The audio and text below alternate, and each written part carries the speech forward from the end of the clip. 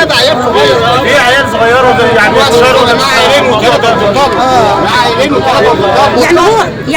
يعني الجروب ده شرد اسر. ايوه شرد اسر، ايوه، ولحد دلوقتي هيشرد برضه، يعني كل ما بيعمل بيشرد الناس. بينزل رجاله، يا ريته بينزل ستات بس، بينزل رجاله برضه حاجات وحشه يعني، وعائلات محترمه، واحنا ناس محترمين في البلد، والبلد دي معروفه ان هي اصلا فيها رجاله ولا وضع، وبتضايق من اي حد، بيتضايق من اي حد جاله مرض بالاسم، يعني بيقول له بالاسم، بينزل يطلع من الجروب وينزل الصوره عينك كده وعلني، يعني عيب يابا يعني. لا غلط اعراض يعني عيب يعني ممكن يخلي واحده ماشيه في الطريق ويصورها ويزعلها اللي هو عايز. انا رجاله الرجاله معظم عاملش النوم بيرجع بعد كده راجلها بيطلعها وبعد كده يعيد حروب حالات طلاق يا فندم. حصلت هنا حالات طلاق اكتر. بدون ذكر اسماء، حضرتك الاستاذ احمد بتقول ان في حالات بالفعل على ارض الواقع، انت والاستاذ، ان هي اتطلقت صح كده؟ الاستاذ اللي جنبك حضرتك بيقول ان في حالتين من بيت واحد اتطلقوا. طيب انتوا ما انتوش عارفين، خلينا نتكلم بطريقه، بطريقه مثقفه كده وفكر وعي شويه. انتوا عارفين كلكم ان الجروب ده مفبرك، والجروب ده مجهول الهويه.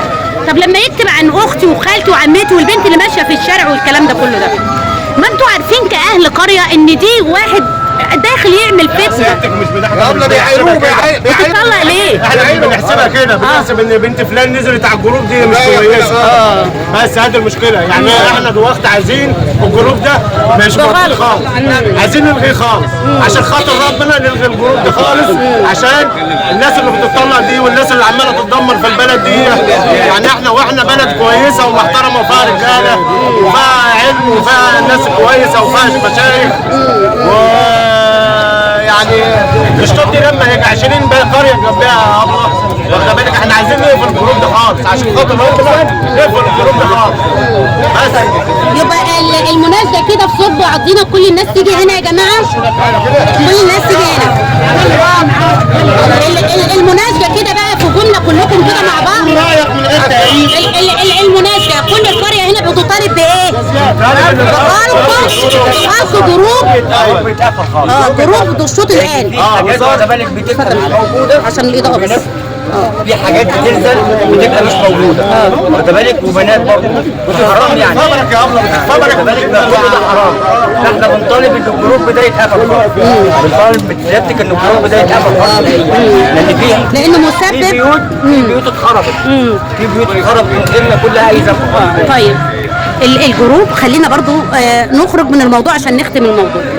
جروب دشوط الان في اعضاء، الاستاذ الباشمهندس قال لي ان في 13,000 عضو، خرجوا منهم عدد باقي دلوقتي كام يا باشمهندس؟ 9. طيب او 10% النهارده. ايوه قول 9 ايا كان.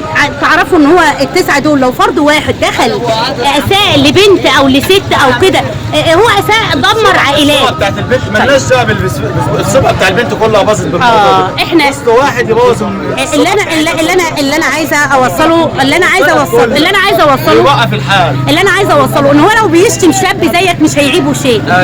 انما حته الوتر الحساس ان هو يخوض في الاعراض دي هي المصيبه اللي هي المفروض كلنا ذنب البنت او ذنب ابوها او ذنب اخوها لما يمشوا في الشارع وهو بيتكلم ويبقى مقصورين ذنبه هو استفاد باللي بيحصل. يبقى معاه عيالين وثلاثه وتطلق.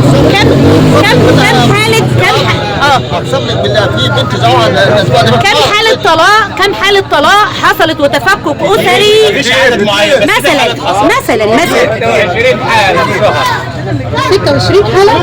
ايوه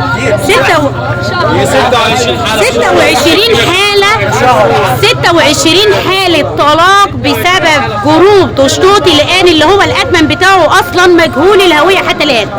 ترتب على هذا الجروب تضرر لأهل القرية، علما بأن قرية دشطوط هي مجلس قروي.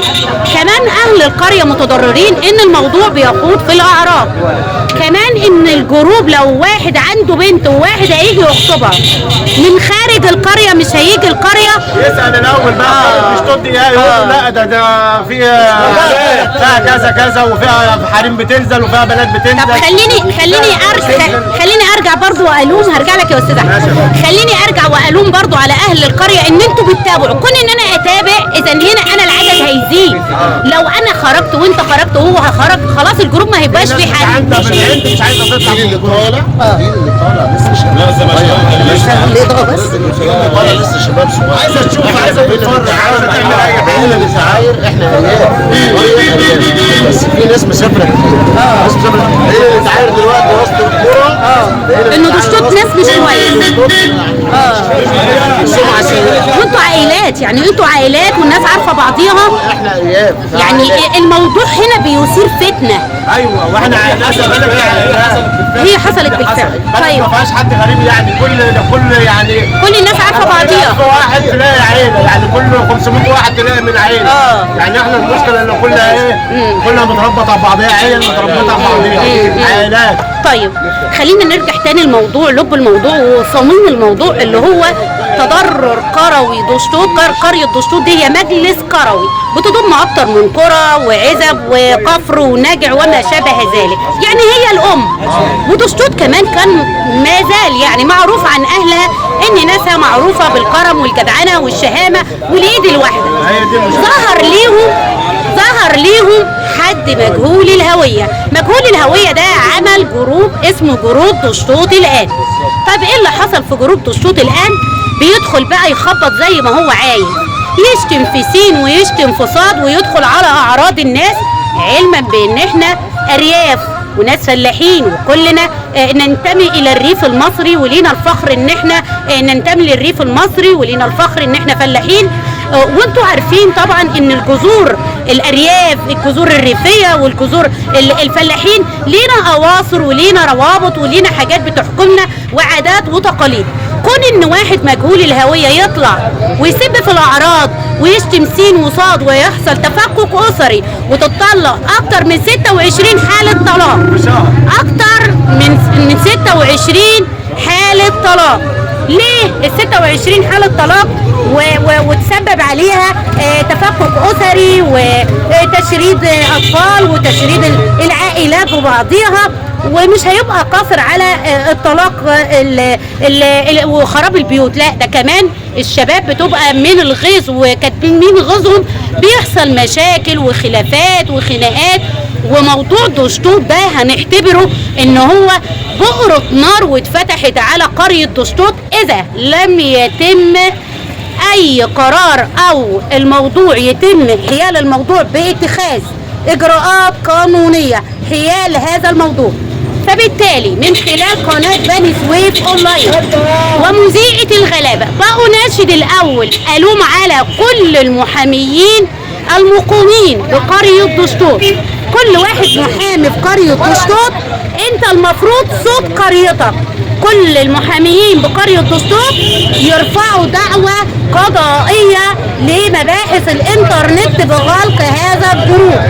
الحاجة الثانية بأناشد المجلس القومي للمرأة، بأناشد المجلس القومي للمرأة ان هو يتبنى ال 26 حالة اللي اتطلقت ويتبنى الاسر ويرجع الاسر اللي اتفككت تاني لبعضها من خلال المجلس القومي للمرأة. بأناشد المجلس القومي للطفولة والأمومة، المجلس القومي للطفولة والأمومة يتدخل في الموضوع من ناحية الأطفال اللي هتتشرف. طيب كمان بنناشد وزارة الداخلية، كمان بنناشد وزارة مباحث الانترنت. طيب المشاكل اللي حاصله دي في القريه، كل القريه اتكلمنا عليها. نختم الموضوع بقى. بس انت اتكلم على صوتك، خليك معايا. انا عايز في الجروب بتاع دشطوط الان عشان عامل مشاكل في البلد لكل الناس وكل الجروب ده بيجي شغال عشان خارج بيوت ناس كتير في دشطوط والمشاكل بتحصل من وراه وفي ناس بتتطلق وفي ناس واحنا مش عايزين مشاكل. احنا عايزين نقفل الجروب ده لو سمحت. الجروب ده احنا عايزين نقفله عشان يعملوا بس في البلد كتير. اذا هنا خلاص كده يعني سؤال اخير عشان نختم اللقاء. السؤال يا شباب، كل الشباب اللي موجوده وكل الناس بنطالب في صوت واحد بايه؟ بجراب ايه؟ وزاره الداخليه زي ما بتقبل اي نداء بيحصل على النت، فاحنا بنطلب منها ان هي تقبل على الصفحه دي تقبل. وزاره الداخليه يوم ما حصل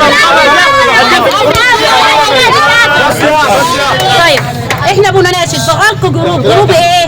يا باشا جروب ايه؟ بغلق جروب ايه؟ عشان حصلت فيه 26 حالة طلاق ومشاكل، واحنا مش عايزين الكلام ده للبلد، عشان هنا في عائلات محترمه وفي ناس كويسه وكده وسبب مشاكل وحرام يعني حرام. شكرا لكم.